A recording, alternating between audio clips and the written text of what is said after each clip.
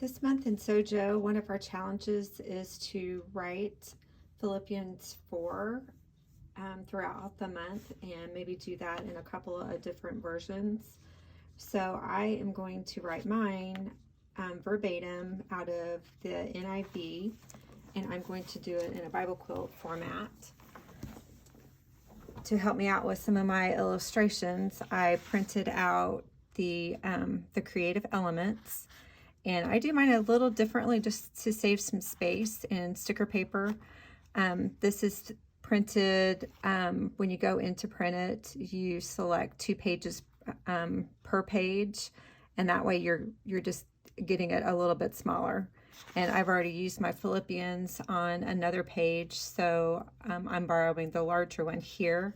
And then I found a 4 sticker, so I'm gonna use that as my title. And because it's a fairly long passage, I'm going to put that in my larger Bible quilt here in May.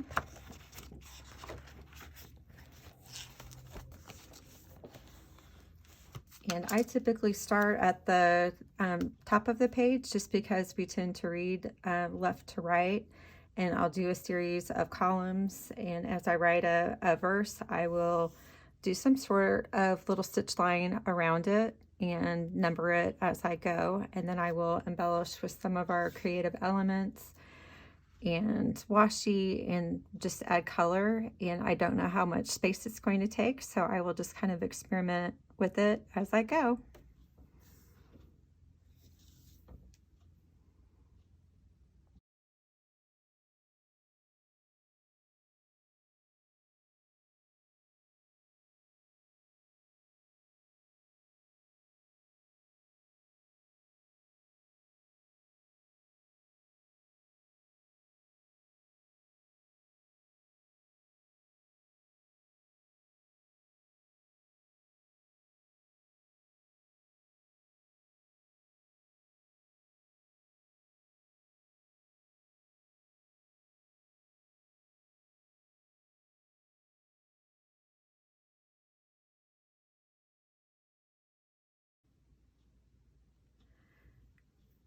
So you can tell that I alternate my colors of my markers just based on words or phrases that I want to stand out a little bit. When I got to this word crown, I remembered that I had a sticker with a crown on it. So again, I just use stickers to help illustrate things that I could not draw for myself. And then I use my ruler to draw the stitch lines around it, just blocking off 1 or 2 verses that kind of go together. And then I just use a variety of little hash marks and dots, and I will break up the squareness of it by adding in some washi tape, and that's why I did a circle for the title, just to break it up a little bit. So I will just continue down this page and come back up to the top and fill in as I go.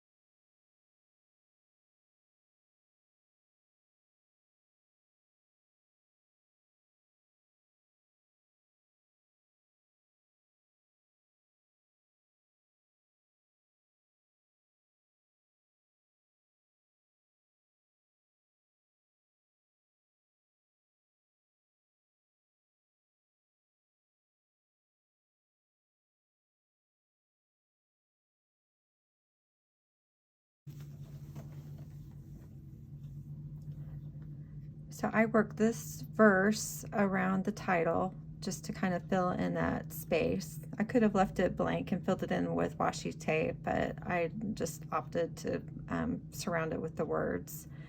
And then when I got to this familiar verse 8, I used these click together stamps to spell out the word whatever, because I knew it was going to repeat. And then I just used different ink to kind of set that apart, and went ahead and used some washi tape out here just to kind of offset that verse a little bit. And then I'll go back to this blank part of the page and fill in the rest of my verses. And I know that we've got this typed out for verse 13, so I want to make sure that I'm saving space for it. If it doesn't fit on here, then I will carry it over to the next page.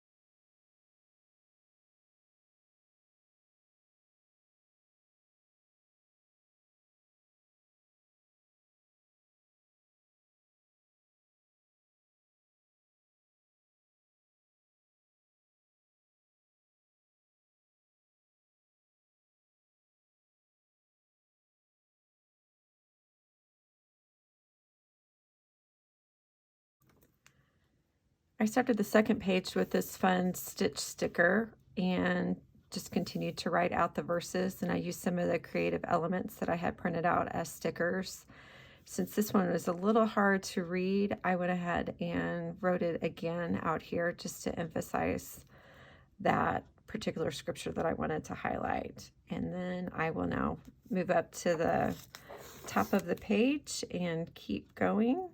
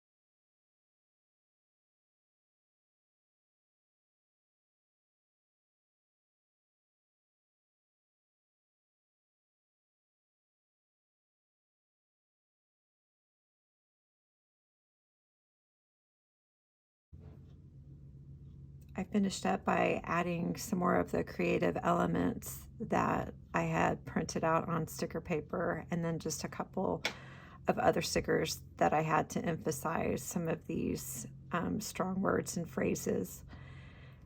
And since I had kind of estimated that I was going to have enough room to get all the verses in, I made this particular quilt square a little bit larger just to highlight that verse.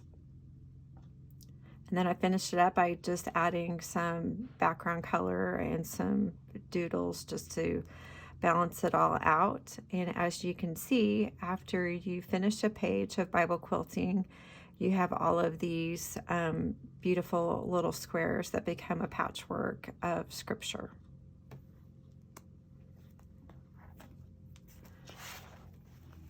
And now we have this 2-page spread that will summarize Philippians 4 and give me a great reference looking forward as we do this study.